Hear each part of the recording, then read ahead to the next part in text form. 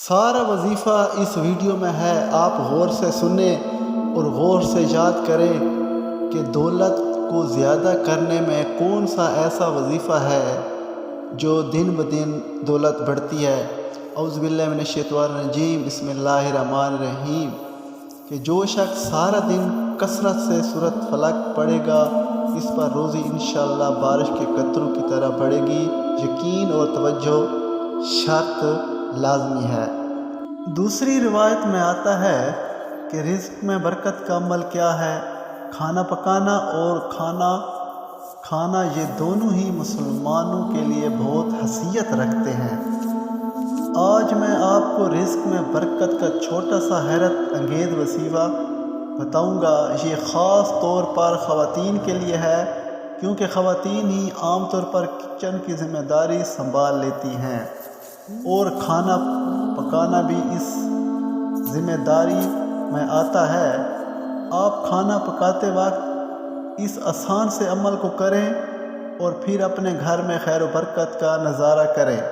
جب بھی آپ کھانا پکانے لگیں تو سب سے پہلے وضو کر لیں۔ اس کے بعد کھانا پکانے کے دوران 3 بار درود شریف پڑھیں، 1100 بار سورۃ قریش پڑھیں، 11 مرتبہ سورۃ کوثر پڑھیں، پھر آخر میں دوبارہ 3 بار درود شریف پڑھیں اور پانی پر دم کر کے یہ پانی سالن میں ڈال دیں۔ اس کھانے کو جو بھی کھائے گا وہ بیمار نہیں ہوگا۔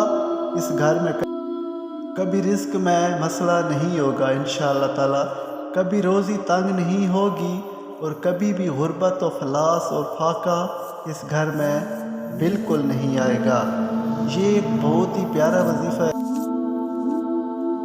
یہ ماشاءاللہ بہت ہی پیارا وظیفہ آپ ذہن میں یاد کر لیں، یا باسط ہو یا رزاق ہو۔ اے کشادہ کرنے والے، اے رزق دینے والے، رحیم ذات اللہ کی ذات ہے۔ اگر کوئی رزق کو تنگی کا شکار ہو، ذریعہ آمدنی انتہائی محدود ہو، کم ہو، تو وہ ہر روز نماز کے پڑھنے کے بعد 100 مرتبہ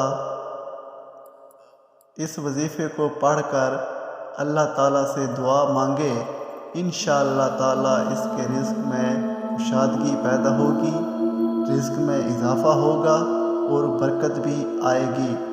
اللہ تعالیٰ اس رزق کی تنگی کو دور فرماتا ہے، کیونکہ اللہ پاک کا جو کلام ہوتا ہے، جو پاک کلام ہوتا ہے، اس کو آج کل ہم نے بھلا دیا، اس لیے ہمارے گھر میں برکت نہیں رہتی، اس لیے ہمارے رزق میں کمی ہوتی ہے اور تنگ دستی آ جاتی ہے۔ اس لیے ہم چاہیے کہ رزق کا اضافہ کریں۔ یہ بہت ہی پیارا وظیفہ ہے، اس کو اپنے ذہن نشین کر لیں۔ اگر